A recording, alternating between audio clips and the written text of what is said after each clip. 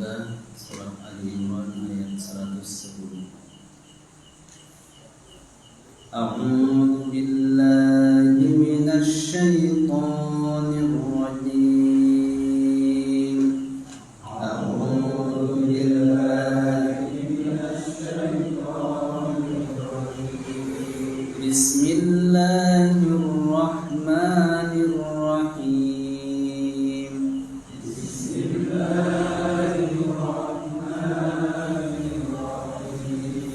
Alhamdulillahi Rabbil Alamin. Alhamdulillahi Rabbil Alamin. Ar-Rahmanir Rahim. Ar-Rahmanir Rahim. Maliki Yaumiddin.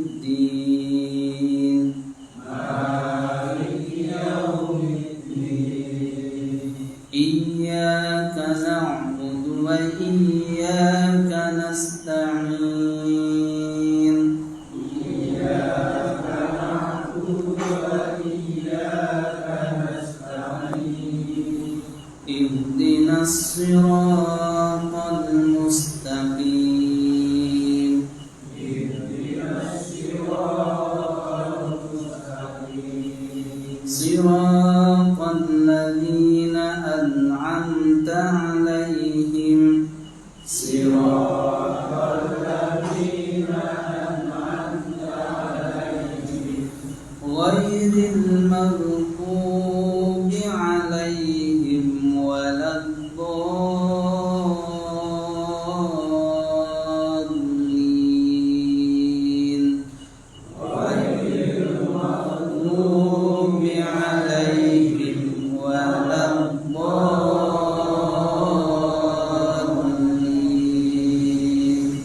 Amin. Kuntum khayra ummatin ukhrijat lin-nasi ta'muruna bil ma'rufi wa tanhauna 'anil munkari wa tu'minuna billah.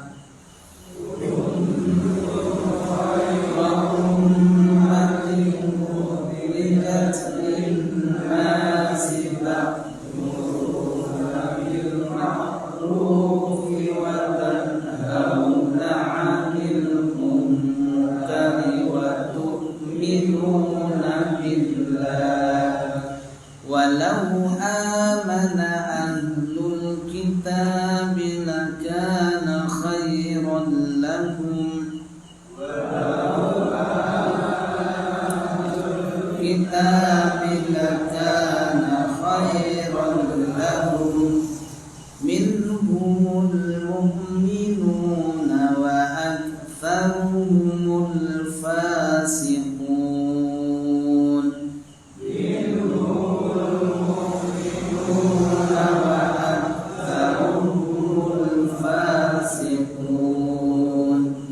Lan yadurrukum illa adha. Lan yadurrukum illa adha.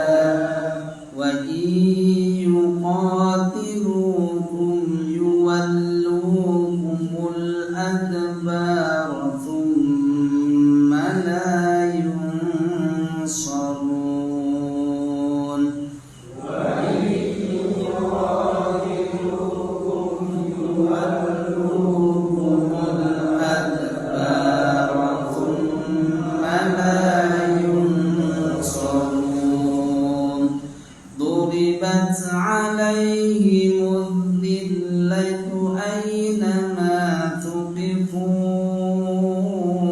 illa bihablin minallahi wa hablin minan nas.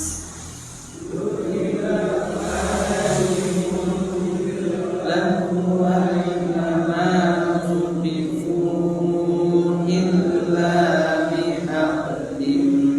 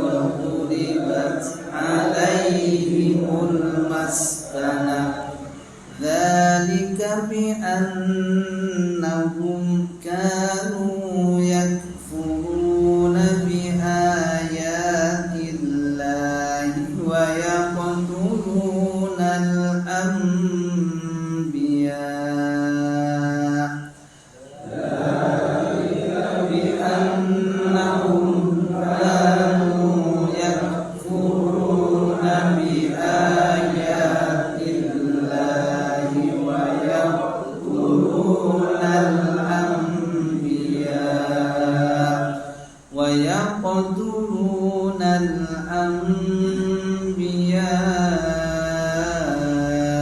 بغير حق ويقتلون الأنبياء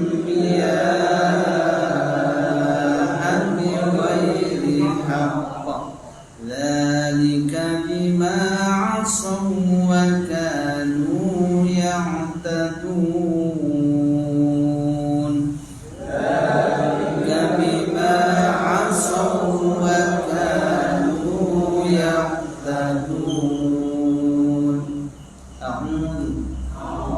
Aku berlindung billahi kepada Allah minasyaitani dari godaan syaitan ar-rajim yang terkutuk.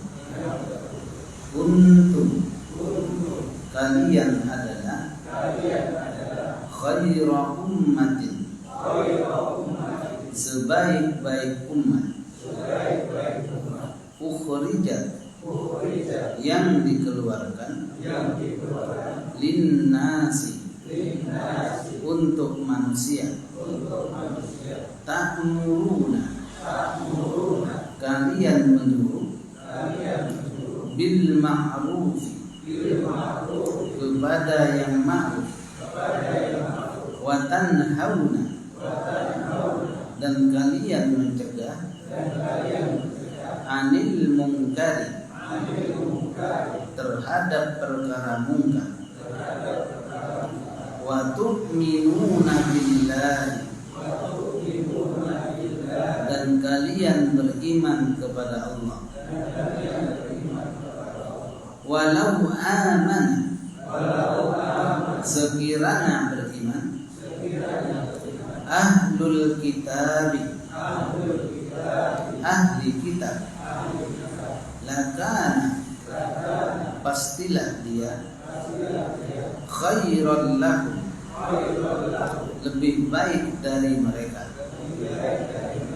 minhum di antara mereka al-mu'minuna ada yang beriman wa aktsaruhum dan kebanyakan mereka al-fasiquna orang-orang fasik la yadurrukum tidak akan memudaratkan kalian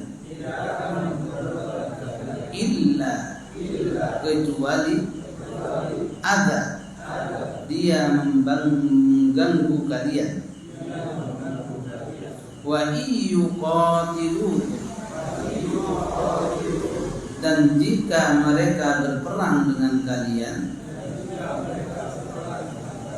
yuwallukum pastilah mereka mundur al-adbar ke belakang thumma kemudian la yunsarun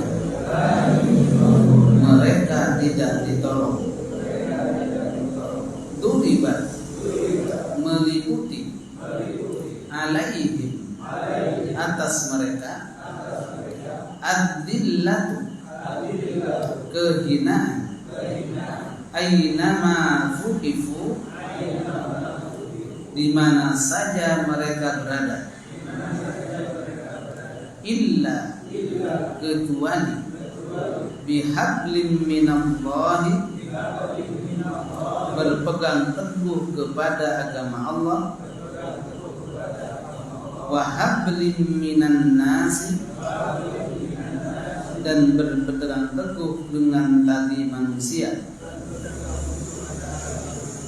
wa ba'u dan mereka keluar bi ghadabin dengan kemurkaan minallahi dari Allah wa duribat dan diluputi alaihim mereka al-maskana kerendahan dzalika yang demikian itu bi annahum disebabkan karena mereka kanu mereka dahulu yakfuruna mengingkari bi ayatillahi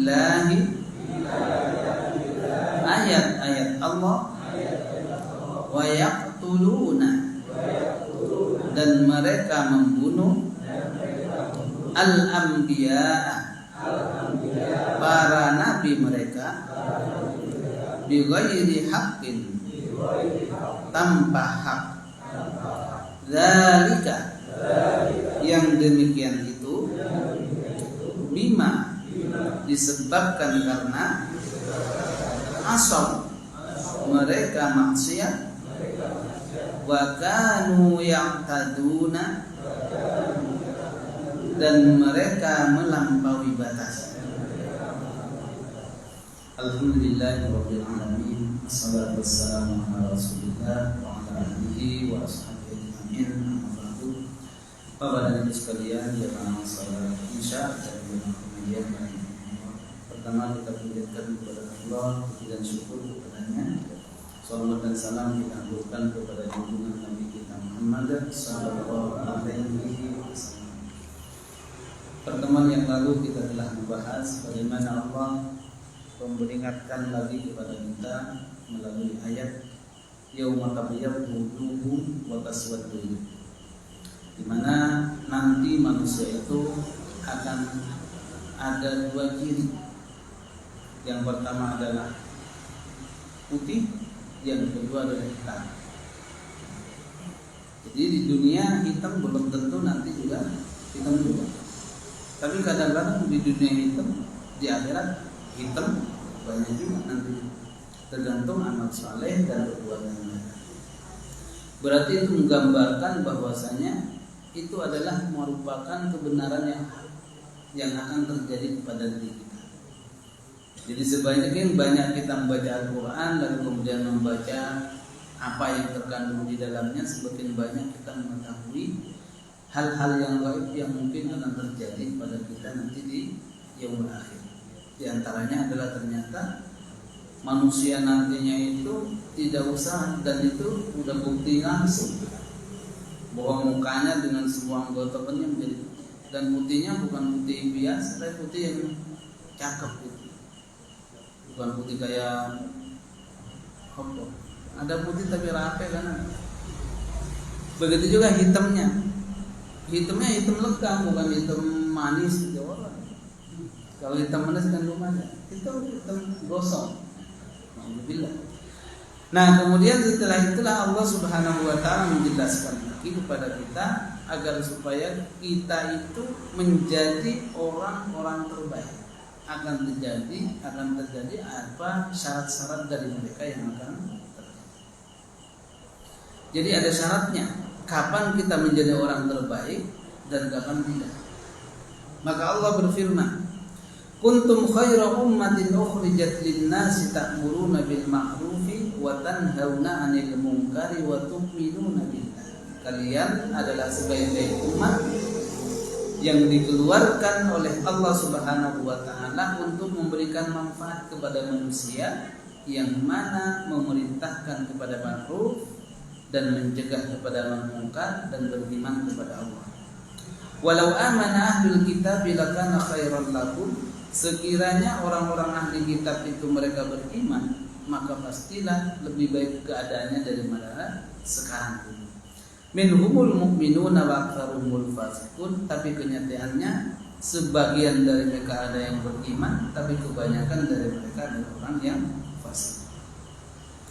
La yadurrukum illa adza. Sesungguhnya mereka orang kafir itu kepada kita, la yadurrukum illa adza, tidak akan bisa memudaratkan kita, hanya kecuali dia hanya menakut-nakuti dan mengganggu saja. Artinya dengan adanya apa yang dia lakukan kepada kita, tidak akan kita itu nanti dijerumuskan ke dalam neraka. Itu hanya mereka memberikan ketakutan kepada kita. Nakut-nakuti, tidak ada pengaruhnya. Wa yuqatilukum yuwallukumul adbar tsumma la yunsur. Sekiranya mereka itu berperang, maka dia akan kabur, dia akan mundur, dan dia akan dikalahkan, dan tidak akan pernah ada yang menolong. Kan itu banyak. Contohnya perang-perang dulu, perang Khaybar, kemudian perang Khandaq, semuanya itu kabur semua. Itulah kebenaran tentang masalah. Yang pertama, kuntum, kalian adalah. Ini siapa yang dimaksud dengan kalian adalah di sini? Jadi kalian adalah sebaik-baik umat.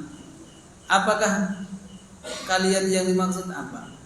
Maka di sini ditafsirkan bahwa yang dimaksud dengan kalian itu secara khusus dulunya itu adalah diturunkan mukhatabnya, maksudnya khitabnya itu ditujukan kepada para sahabat yang bersama Nabi Sallallahu Alaihi Wasallam. Jadi kuntum khaira ummatin, seolah-olah Allah mengatakan kalian para sahabat Nabi Sallallahu Alaihi Wasallam adalah sebaik-baik umat. Jadi memang sebaik-baik umat itu memang umat yang bersama Nabi, yang berislam. Di mana kata Nabi Sallallahu Alaihi Wasallam dalam satu hadis, khairul qurun qarni. Sebaik-baiknya masa itu adalah masa yang pada saat umat, pada saatku. Jadi umat sebelumnya masih tahu. Khairul qurun qarni, tsummal ladzina yalunahum, tsummal ladzina yalunahum, tsummal ladzina yalunahum. Kemudian orang-orang yang ada setelahku, yaitu tabi'in. Jadi pada zaman Nabi, orang-orang yang hidup pada zaman Nabi disebut dengan masa sahabat. Masa sahabat. Sehingga yang dimaksud dengan sahabat itu adalah orang yang bertemu dengan Nabi Sallallahu Alaihi Wasallam, dia dalam keadaan Islam dan meninggal dalam keadaan Islam. Bukan hanya bertemu saja, itulah sahabat. Apakah ada yang bertemu tapi bukan sahabat? Oke. Contohnya siapa? Contohnya Abu Jahal, bukan sahabat dia karena tidak beriman. Tidak beriman. Apakah ada juga tapi dia bukan sahabat, hidup pada masa itu tapi bukan sahabat? Ada. Karena belum bertemu dengan Nabi. Seperti contohnya Uwais Al-Qarni. Uwais Al-Qarni dari Yaman jauh-jauh datang kepada Nabi ke Madinah mau bertemu. Seandainya pernah mendekat kita sahabat, tapi ora ketemu. Pada saat itu Nabi lagi perang, sehingga mau nunggu ibu gak ada yang jaga. Di situ milih dia, mau menunggu Nabi sampai selesai perang atau pulang. Akhirnya dia memilih lebih cenderung menjaga ibu pulang. Itu masanya semasa dengan Nabi, akan tetapi dia tidak berjumpa dengan Nabi, hanya berjumpa dengan sahabat. Maka disebutlah orang yang bertemu dengan sahabat itu saja, tidak bertemu dengan Nabi bukan namanya sahabat, akan tetapi disebut dengan tabi'in. Sering dengarkan istilah sahabat kecil, sahabat besar gitu kan? Pernah dengar? Bukan orang yang kecil maksudnya. Yang dimaksud dengan sahabat kecil itu adalah sahabat yang dia waktu dilahirkan itu masih kecil, waktu kan Nabi Sallallahu Alaihi Wasallam ketika beliau wafat dia masih posisinya ketemu tapi dalam keadaan masih cilik. Itu banyak. Itu nama sahabat kecil. Tapi akhirnya gede-gede juga, tapi ketemunya dengan Nabi itulah yang masih kecil. Tuh. Jadi yang pertama adalah sahabat, apa tadi? Yang dimaksud dengan sahabat adalah orang yang bertemu dengan Nabi Sallallahu Alaihi Wasallam, dia dalam keadaan beriman dan meninggal dalam keadaan Islam. Kalau meninggal dalam keadaan ke-Islam bukan namanya sahabat. Seperti Musallam al-Qadzab bertemu dengan Nabi, meninggalnya tapi tidak dalam keadaan Islam. Maka bukan lagi namanya sahabat. Kemudian di bawahnya disebut dengan tabi'in. Yang pengertian tabi'in itu adalah seorang yang bertemu kepada sahabat Nabi, dia dalam keadaan Islam dan meninggalnya pun juga dalam keadaan Islam. Itu sahabat tabi'in. Tabi itu orang ikut kan. Tabi'in berarti orang yang ikut. Kalau sahabat artinya teman, artinya berteman. Gitu. Maka kalau orang yang paling bertemu dengan Nabi itu disebut dengan sahabat, ya sahabat. Kemudian di bawahnya itu ada namanya tabi'in. Kemudian di bawahnya lagi tabi'ut tabi'in. Jadi tabi'ut tabi'in itu adalah orang yang bertemu dengan tabi'in, dia dalam keadaan Islam, meninggalnya pun juga dalam keadaan Islam.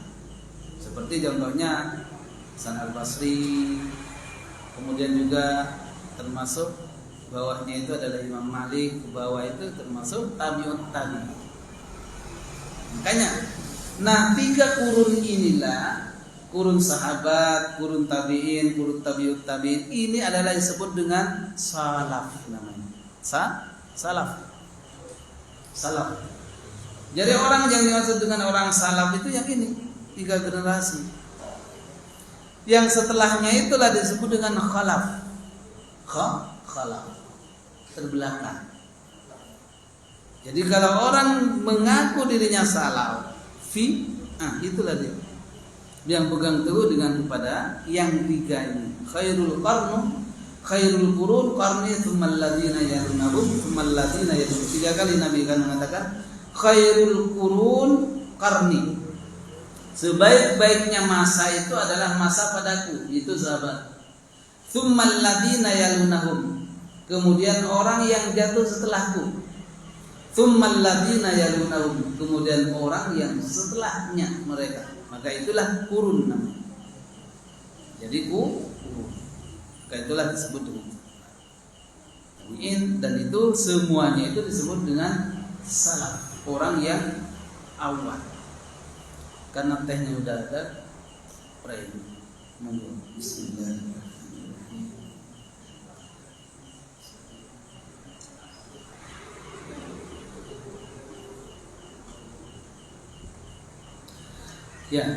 Ya, Bapak dan Ibu sekalian, tidak mengurangi kenikmatan Bapak Ibu sekalian, dan kita lanjutkan ya biar agak banyak, karena nanti ada yang tanya juga, baiknya puasa itu puasa tanggal 9 atau tanggal 10 gitu.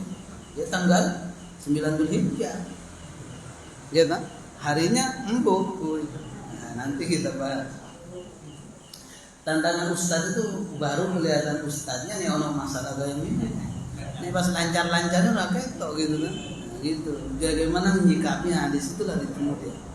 Kalau aman aja gak ada masalah, itu belum ada tantangan sama sekali. Ijtihadnya belum bisa dicek gitu. Ya, udah lanjut kita.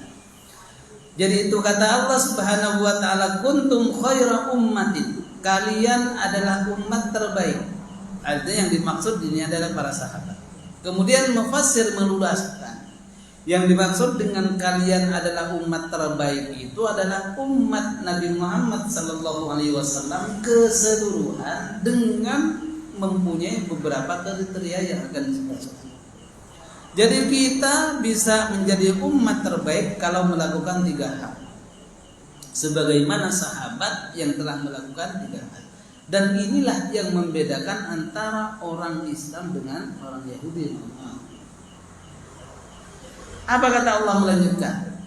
Kuntum khaira ummatin ukhrijat linnas. Sesungguhnya kalian adalah umat terbaik yang diutus, yang dikeluarkan, munculkan oleh Allah Subhanahu wa taala untuk memberikan manfaat kepada manusia. Apa ciri yang pertama orang yang baik itu, paling terbaik? Ta'muruna bil ma'ruf. Memerintahkan atau menyuruh kepada ma'ruf. Kemarin sudah disebutkan yang dimaksud dengan ma'ruf itu masih lingkup khair gitu. Khair itu terbaik. Kemudian di bawah dalamnya yang spesifik itu disebut dengan ma'ruf. Maka para ulama mengatakan yang dimaksud dengan ma'ruf kullu qaulin aw amalin hasanahu syar'u. Yang dimaksud dengan ma'ruf itu adalah setiap perkataan dan perbuatan yang dibenarkan oleh syariat. Yang dibenarkan oleh syariat. Wa ayyadahul uqul as-salimah, dan yang sesuai dengan akal yang sehat juga. Itulah ma'ruf. Kita berbuat baik kepada tetangga. Itu ma'ruf apa mungkar? Ma'ruf kan? Sebab kan karena menurut akal sesuai, menurut kaidah juga sesuai. Maka itu. Kemudian kita berbuat baik kepada sesama. Itu kan ma'ruf. Atau kita mencela orang, itu secara akal juga kan tidak pantas. Maka itulah yang disebut dengan mungkar. Maka sekali lagi yang dimaksud dengan ma'ruf adalah segala sesuatu, perkataan atau perbuatan yang dibenarkan oleh syariat dan juga sesuai dengan akal yang sehat. Itulah yang disebut dengan ma'ruf. Dan ma'ruf ini masih di dalam bingkai khair. Khair itu lebih luas daripada ma'ruf. Jadi kapan kita menjadi umat terbaik? Apabila kita mengajak orang untuk berbuat ma'ruf. Nah, kalau kita sudah melakukan ini, alhamdulillah. Pernahkah kita mengajak paling tidak ya se-RT gitu, mari kita sholat. Itu ciri yang pertama. Kemudian ciri yang kedua, wa tanhauna 'anil munkar. Wa tanhauna 'anil munkar, mencegah orang dari berbuat mungkar. Mencegah orang dari berbuat mungkar. Ini pernah kita lakukan, berarti kita insya Allah terbaik. Tapi kalau belum, ada orang nggak sholat dibiarin, berarti belum. Kadang-kadang kan kita serba salah, mau negur takut bilang ini, mau gak negur tapi amar ma'ruf gitu, jadi bingung. Maka inilah tantangan buat kita.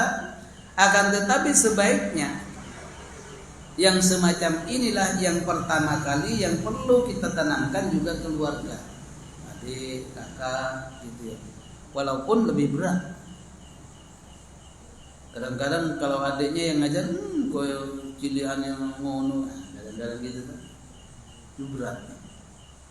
Jadi ciri yang kedua, orang itu bisa terbaik apabila dia mencegah kepada mungkar. Wa tu'minuna billah. Yang ketiga adalah mereka yang beriman kepada Allah Subhanahu wa ta'ala. Intinya yang beriman ini yang paling kuat. Apapun bentuknya, kebaikan amar ma'ruf itu kalau dia tidak beriman, amar ma'rufnya gak diterima. Hanya baik gitu aja, khair aja. Seumpama maaf, orang yang tidak seakidah dengan kita mengajak kerja bakti, baik, tapi baiknya bukan ma'ruf, tapi dia adalah khair toh, karena tidak mengandung pahala kepada yang. Coba kalau kita lihat, sekarang itu ada aplikasi yang sangat luar biasa yang disebut dengan Gokar, Gojek dan lain sebagainya. Jadi kalau yang menciptakan dia itu orang bagus, itu berapa banyak pahalanya yang dia dapatkan ketika ada orang baik mengaplikasikan.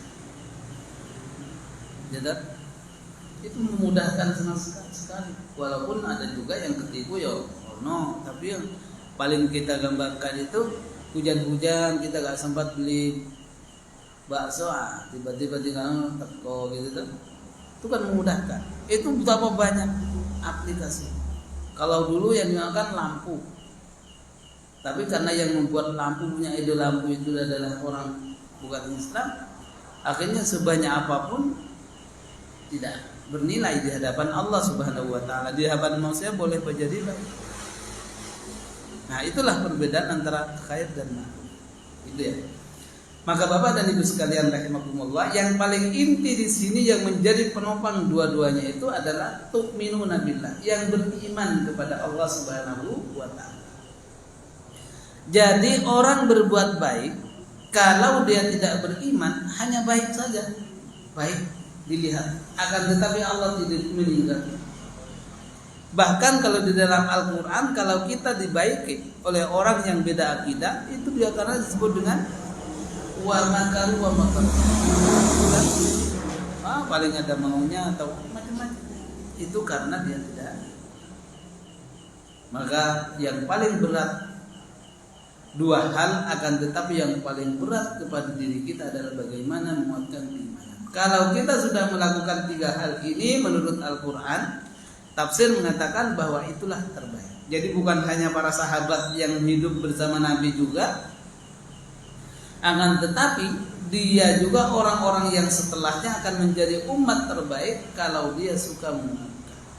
Kan banyak Quran yang mengajak kepada perkara yang ma'ruf dan perkara yang munkar.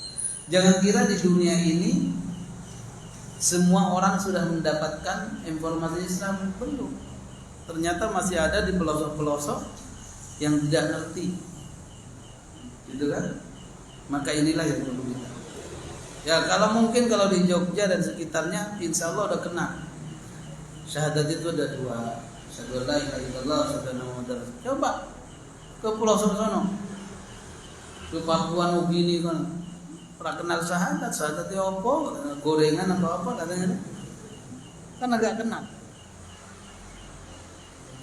Jadi paling tidak untuk kita menjadi orang terbaik, kalau kita tidak mampu lingkup yang besar, maka sebaiknya kita, anak-anak kita paling tidak tepat waktu. Kayak kita salat jangan begini, kan banyak. Kalau waktu salat jangan main HP, itu kan amar ma'ruf itu, benar.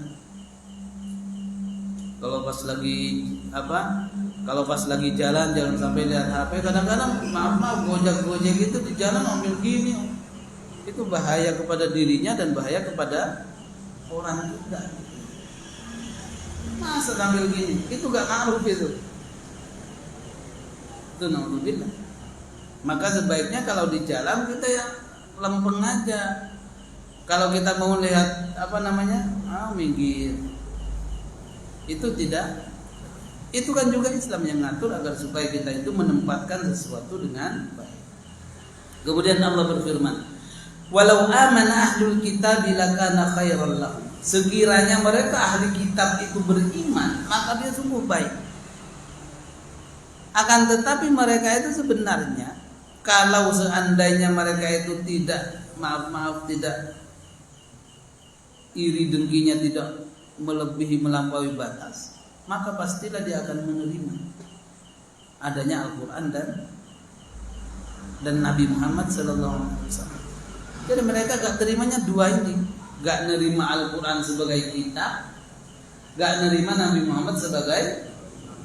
Kalau Allah nerima, dia bahwa Allah yang menciptakan langit dan bumi, menerima. Yang harus disembah, inilah yang menjadi sebabnya. Makanya diibaratkan, kalau sudah orang benci itu, mau dalil sebanyak apapun tidak akan. Begitu juga kelompok, mau sebaik apapun kelompok yang lain, kalau dia fanatik, tidak akan ada benar. Punya gua aja sih baik, yang itu keliru kabeh. Itu kan ada. Karena terlalu kan. Beginilah. Sehingga tidak semua dalil itu bisa menyelesaikan. Kadang-kadang ada dalil malah tambah dibantah. Sebagaimana bantahan mereka. Apa sifat mereka? La yanhauna 'anil munkar. Yang mana ciri-ciri yang berbalik dengan orang yang beriman adalah orang yang tidak beriman, cirinya la yanhauna 'anil munkar. Mereka tidak akan pernah menegur orang-orang yang berbuat mungkar. Itu sifat mereka. Jadi orang yang tidak beragama Islam, sifat mereka itu la yanhauna 'anil munkar. Mereka tidak mencegah orang berbuat mungkar. Kan salah satu cirinya kan, kalau di lain Islam kan riba itu boleh. Kemudian Islam yang tidak. Kemudian begitu juga kalau mencegah kepada kemungkaran itu di dalam Islam dianjurkan, tapi pemerintah mereka enggak. Cirinya mereka itu adalah yang tidak mencegah atau membiarkan saja orang berbuat mungkar. Jadi orang enggak ibadah orang biarin. Nah, itulah ciri-ciri. Begitu juga kalau kita membiasakan orang-orang yang dekat dengan kita, diibaratkan ya. Minhumul mu'minuna wa aktsaruhumul fasiqun. Sebagian kecil dari mereka itu ada yang beriman, akan tetapi kebanyakan itu adalah orang yang fasik. Coba sekarang itu penduduk dunia berapa kira-kira? Itu kan 6 miliar ya. 6 miliar itu bumi dunia. Yang paling besar adalah China dengan India. Kemudian Amerika. Jadi Indonesia urutan keempat kan, terbanyak kan. Dan sekian itu semuanya dari 6 miliar itu hanya yang beriman itu pun di atas kertas. Itu hanya 2 miliar. Berarti 4-nya. Yang 2 miliar itu pun ada yang namanya tol tapi tidak tahu masjid gitu. Jadi sedikit. Sehingga pantasnya kalau murka Allah itu turun terus jangan salahkan. Karena memang gak akan pernah memilih. Kalau orang sudah banyak melakukan kemungkaran, maka ditunjukkan azab oleh Allah Subhanahu wa taala, tidak dipilih. Oh, iki orang kena. Enggak. Semuanya kena. Termasuk juga kita di Indonesia kalau membiarkan kemungkaran merajalela diratakan juga oleh Allah Subhanahu wa taala. Contoh sudah banyak. Dan orang-orang yang itu pun juga akan bertanya yang pertama kali. Maka ini adalah bentuk la yadurrukum illa ada. Sesungguhnya mereka orang kafir itu tidak akan pernah memudaratkan kita. Mudarat itu menyengsarakan, di akhirat juga pernah akan mengaruh. Akan tetapi mereka itu tujuannya hanya untuk mengganggu sehingga kita was-was. Kalau sudah was-was dibiarkan. Itu kan gitu. Jadi model setan itu kalau sudah terpengaruh itu enggak dian lagi, udah dicari, pindah yang lain. Nah, itu kan. Jadi pindah yang lagi lempeng. Nah, itu yang diganggu. Kalau udah keliru, udah gak usah disetanin juga, udah setan dewe. Gitu kan? Jadi kenapa orang enggak salat itu gak usah. Orang yang tidak salat, tidak puasa, gak usah ada setannya, udah setan sendiri. Setan itu mengganggu yang ini nih, yang orang rajin-rajin puasa, rajin ke masjid ini yang kalau mereka udah gak ada setannya. Jadi kita yang seperti ini nih diganggu. Pengajian biar ngobrol aja, nah itulah. Contohnya, contoh kecil biar kita tidak konsen. Maka ini adalah budaya kita. Apa yang didapatkan oleh mereka duribat alaihimud dillatu ayunama tuqifu. Maka mereka itu adalah orang-orang yang dia tidak beriman kepada Allah. Mereka itu akan menanti dirinya itu adalah menghinakan diri mereka. Aynama tuqifu, di mana saja mereka berada. Illa bihablim minallah wa hablim minan nas. Jadi orang-orang yang tidak hina itu apabila dia berpegang teguh kepada tali Allah dan tali manusia. Artinya yang dimaksud dengan illa bihablim minallah wa hablim minan nas ini, dan mereka itu sesungguhnya kan diibaratkan mereka sudah kafir gitu. Kemudian kalau mereka itu amannya itu adalah dia tetap kafir tapi bisa aman kalau melakukan apa yang ada di tali Allah. Apa tali Allah itu? Membayar jizyah gitu. Kemudian tidak mengganggu, kemudian ada perjanjian dengan manusia. Itu semuanya termasuk Islam yang ajarkan. Seperti terjadinya bagaimana perjanjian Hudaybiyah gitu kan, yang dianggap yang nantinya disebut dengan Piagam Madinah. Yang mana semua itu ada perjanjian. Yang mana boleh orang tidak Islam itu hidup, akan tetapi dengan syarat begini-begini. Itu namanya hablum minallah wa hablum minan nas. Itu yang dimaksud di sini, bukan secara umum. Jadi yang pertama, orang-orang yang seperti itu akan mendapatkan kehinaan, dan yang kedua waba'u bi ghadabin minallah, dan mereka senantiasa akan dapat kemurkaan dari Allah Subhanahu wa taala. Wa duribat alaihimul maskan, dan mereka pun selamanya ditempatkan di tempat yang hina pula. Jadi kalau udah di dunia hina menurut Allah, di akhirat pun juga dihina. Apa sebab mereka? Mereka itu sebabnya tidak ada lain. Yang pertama adalah yakfuruna bi ayatillah, ingkar kepada ayat-ayat Allah. Kemudian yang kedua wa yaqtuluna al-anbiya bighairi haqq, dan mereka itu suka membunuh para nabi. Jadi kalau nabi dulu itu dibunuh banyak. Bani Israel aja itu dibunuh oleh kaumnya itu 300 nabi, bukan rasul. 300 nabi itu dibunuh langsung oleh kaumnya. Makanya Bani Israel itu luar biasa. Banyak punya nabi dan raja, pusatnya di sana, kan tetapi banyak juga yang berani membunuh Tuhan. Sehingga ditutup dzalika bima asaw wa kanu ya'tadun. Sesungguhnya mereka itu berbuat aniaya seperti itu disebabkan karena apa? Kemaksiatan yang terlalu banyak. Begitu juga kita kalau terlalu maksiat kepada Allah, gampang melakukan kemungkaran yang lain. Suka kita seumpama jarang mau salat juga, puasa enggak, itu akan gampang melakukan kesalahan-kesalahan yang lain. Itu rumus. Jadi rumus. Jadi kalau orang sudah gampang mencaci maki orang, kemudian yang lainnya, itu sebenarnya adalah dia banyak melakukan kemaksiatan. Maksiat itu artinya durhaka.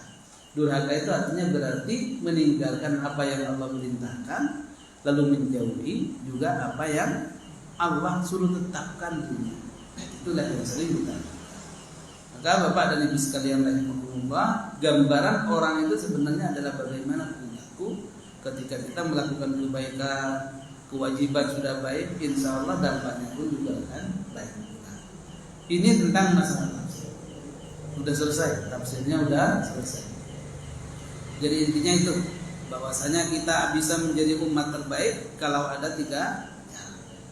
Ta'muruna bil ma'ruf wa tanhauna 'anil munkar, tu'minuna billah. Tetapi yang menyetir semuanya tu'minuna billah, iman kepada Allah. Kemudian yang selanjutnya, orang-orang kafir itu tidak akan pernah menggarui kita, akan menyebabkan nanti masuk neraka. Akan tetapi mereka hanya menakut-nakuti kita. Bahwa kehinaan yang paling hina, penyebab utamanya adalah kemaksiatan. Dengan kemaksiatan itulah terjadi pembunuhan. Dengan kemaksiatan itulah juga memurkakan murka Allah. Dengan kemaksiatan itulah manusia juga dihinakan oleh Allah Subhanahu wa taala. Wallahu a'lam bishawab. Kemudian kita bahas sedikit biar tidak ada polemik yang terjadi. Ini seperti yang saya sampaikan, Ustadz itu kayak Ustadz ini masalah, ada masalah berkaitan hukum bagaimana caranya. Ini kan banyak. Kenapa lebih banyak antara selisih Idul Fitri dengan selisih Idul Adha? Karena waktu penentuannya itu cukup lama. Kalau Idul Fitri kan sekarang, besok ada yang lebaran, ada yang enggak gitu kan, udah selesai. Jadi hanya sehari. Tapi kalau Idul Adha kan suwe 10 hari. Nah itu yang memicu. Seandainya besok langsung Idulnya besok, itu masalah lebih bagus. Tapi kan enggak ada Idul Adha tanggal 1 Dzulhijjah, enggak ada, adanya tanggal. Pertama, yang sering ada pertanyaan, kapan sebaiknya kita puasa Arafah? Maka jawabannya, puasa Arafah itu adalah tanggal 9 Dzulhijjah. Jawabannya benar apa salahnya? Betul. Permasalahannya, apakah harus sesuai dengan wukuf atau tidak? Dan gitu kan? Wukuf di Arafah pada jamaah haji sangat untuk atau tidak? Maka di sini kita kembali, saya sendiri itu puasanya tanggal 9. Kode harinya hari Jumat. Karena saya khutbah di situ, di apa? Walaupun nggak khutbah ya tetap gitu. Karena pertama, untuk mengetahui tanggal itu ada 2 metode. Ada namanya metode hisab, ada metode rupiah gitu ya. Itu dari dulu. Dan ini saya tidak menyalahkan yang hari Ahad lebaran, enggak. Bagus juga. Tapi jangan dua-duanya lebaran. Khutbah Sabtu di sini, khutbah kedua di sana ya ora. Enggak gitu ya. Boleh gitu, ya milih satu. Jadi secara umum bahwa puasa itu adalah tanggal 9. Lalu bagaimana dalilnya? Karena Nabi Shallallahu Alaihi Wasallam bersabda, barang siapa yang melakukan puasa pada tanggal 9 Dzulhijjah, maka dia dosa-dosanya diampuni setahun yang lalu dan akan datang. Di sini tulisannya Puasa Arafah puasa tanggal 9? 9 ya kan? Pertama. Maka karena adanya hilal itu berkaitan dengan teknologi, dengan perkembangan zaman sekarang yang serba modern, maka kan ada dua cara. Pertama kita ikut bagaimana melihat, kan tinggal WA teman kita di Saudi wukufnya kapan, sesuai. Dan selisih kita di Indonesia dengan Saudi gak terlalu banyak, sekarang hanya 4 jam. Jadi hari itu juga cuma. Tetapi kalau sistem artinya kita melihat rupiah, memang tidak kelihatan yang memenuhi syarat karena di bawah berapa? 5 derajat.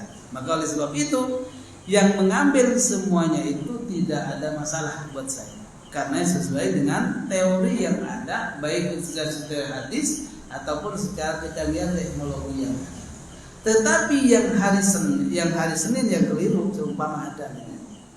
Jadi yang hari Selasa yang hari Sabtu bagus, kan udah jetok ya. Yang hari Ahad juga gak bagus, karena dia mengambil semuanya jihad. Mana yang benar? Semuanya benar.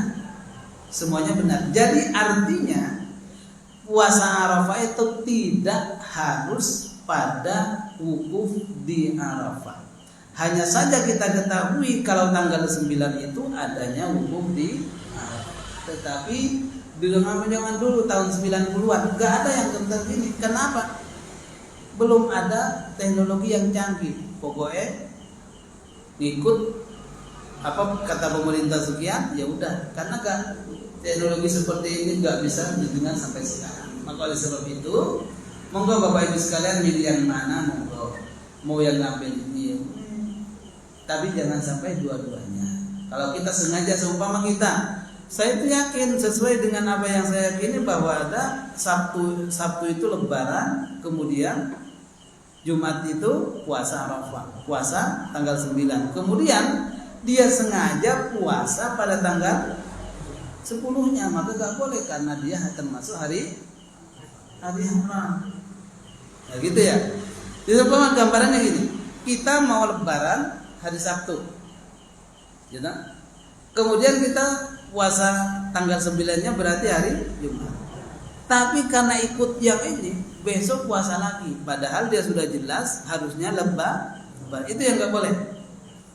Atau kalau berikutnya, bagaimana kalau mereka yang berpuasa meyakini bahwa hari Sabtu itu adalah tanggal 9 Dzulhijjah, kemudian lebarnya tanggal 9. Apakah boleh dia melakukan puasa pada hari Jumatnya? Boleh, karena kalau dia melakukan masih masuk hari Tarbiyah, tidak sebaliknya. Gitu nggak? Nyambung betul.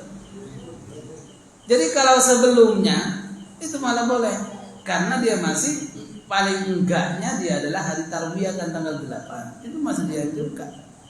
Akan tetapi kalau kita sudah memutuskan mau ngambil hari Sabtu Lebarannya dan hari Jumat kita puasa tanggal 9-nya, maka tidak boleh berpuasa hari Sabtunya karena kita harusnya Lebaran.